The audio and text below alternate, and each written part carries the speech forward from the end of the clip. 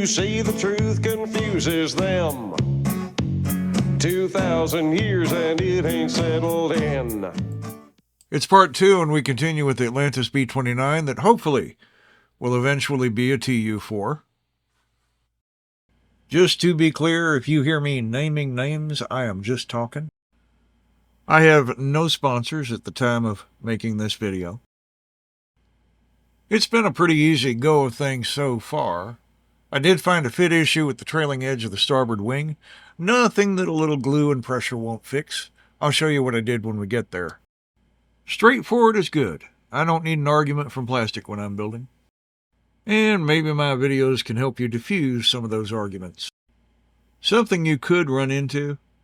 I have been known to buy tester's tube glue years in advance to stock up. Once in a while, it'll get thicker than what testers intended. Now, it still worked for me, but I had to be careful about stringing as I was applying it. I've run into that in this build. I don't want to throw out a whole tube of glue. I want to try to get what I can out of it. And so far, so good. If it wasn't for Atlantis, I'm not sure I'd be buying much of new models these days.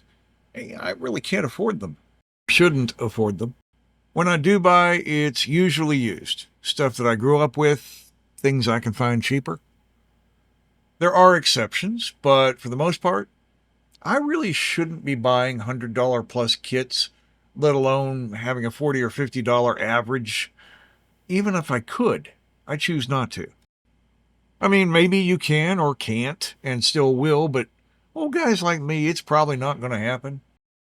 Just because you hear people saying everything's going up doesn't mean everything should. Some people may think it's a myth, but inflation-wise, plastic models really have gone up more than things around them. And I don't need reasons to know. I can afford what I can afford, and I won't afford what I don't want to.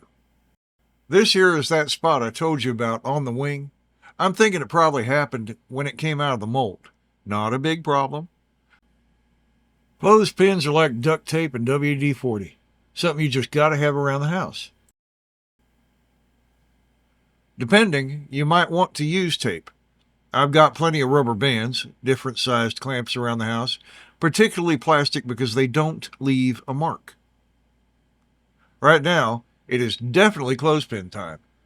I can even make a stand with them so the wing dries in a position I like. There's three sides to every story, the inside out and the one that's in between.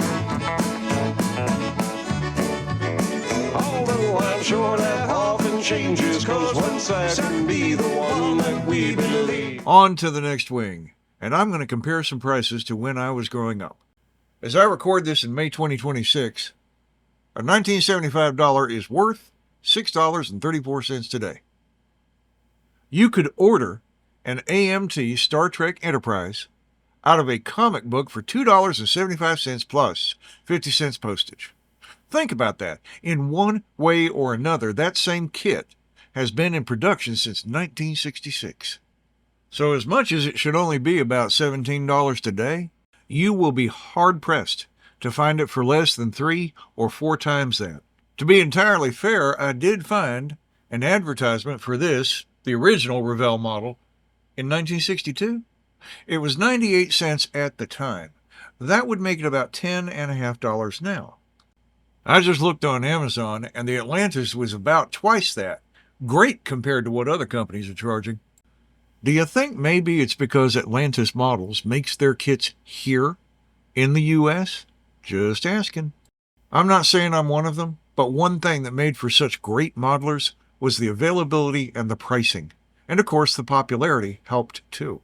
At one time, plastic model building was considered the #1 hobby for boys.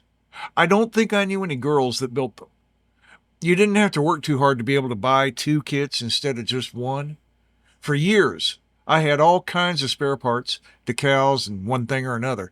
Kits would come with different versions available, and what you didn't use would go into that box.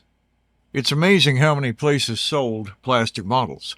The Hughes grocery store that we went to had plastic models. Even 7-Eleven sold bagged kits of plastic models from a revolving toy rack. I distinctly remember the Monogram Models white box, 18-figure infantry set, 135th at a thrifty drugstore. That Monogram Armor series was special. I have no idea how many of us were influenced by Shepard Payne's work. If you have never seen pictures of his dioramas, look it up. Even now, they are in a league of their own. Payne was doing things a lot of us hadn't even thought of. He sure set a bar I'd like to reach. Lots of model kits, lots of building, lots of tries. And I know I'm no Shep Payne, but I think I do moderately well. Funny thing I found out as I get older is sometimes I like a toy to look like a toy. A lot of plastic models I remember were very toy-like, and I kind of like them that way. Here I run into another small issue. One of the engines, there's a gap. Bondo glazing putty will take care of that. Imagine the treasure we'd all have if more of us had held on to more of those old kits, unopened. But let's face it, who knew that they would become hard to find? Collector's items, like so many other things. 1973 or 4, I bought an original Aurora Voyage to the Bottom of the Sea View submarine model at a TGNY for $1. Now, I'm grateful that Polar Lights did release it again, but I did a quick search and an original was running nearly $400. I mean, who knew? Add to that frustration how many of those things ended up as targets. Airplanes, tanks, cars, whatever. Fun being fun, nobody was thinking about future money. I am not endorsing this or telling anyone to do this, and my parents would not let me, but you can bet a whole lot of models back then got built just to be blown up by firecrackers. Them and Tonka trucks, which fared far better than the models did. Airplane parts everywhere, and battleships in the pool sank quickly.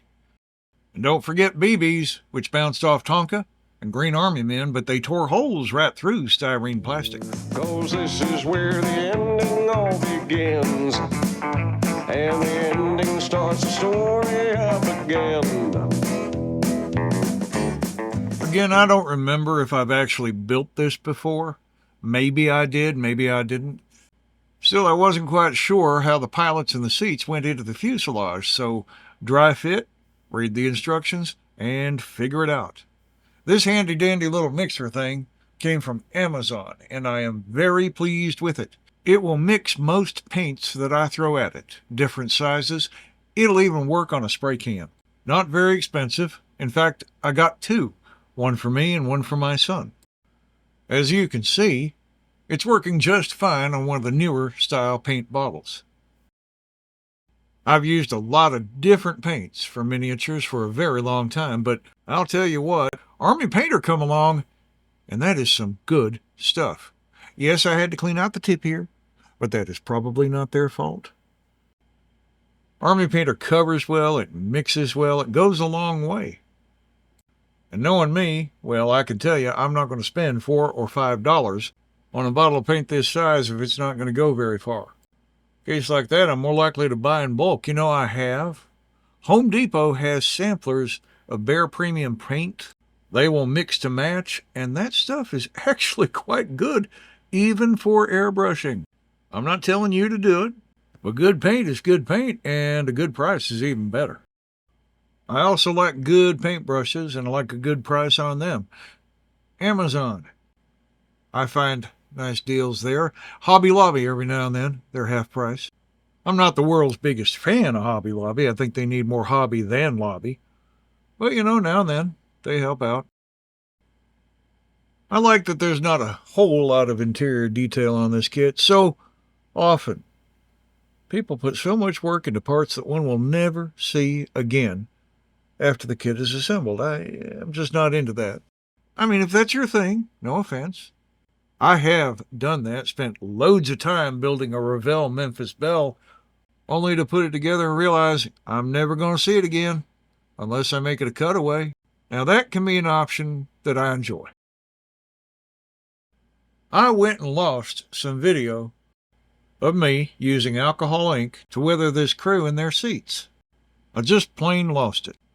I plan to use that technique in another video, so for now, just imagine that you saw me use alcohol ink to weather these figures. Army Painter varnish is a little pricey, but it's good stuff. I actually lost a vintage train engine I was weathering to an inferior brand. It did a grainy effect on the finish. It ruined it.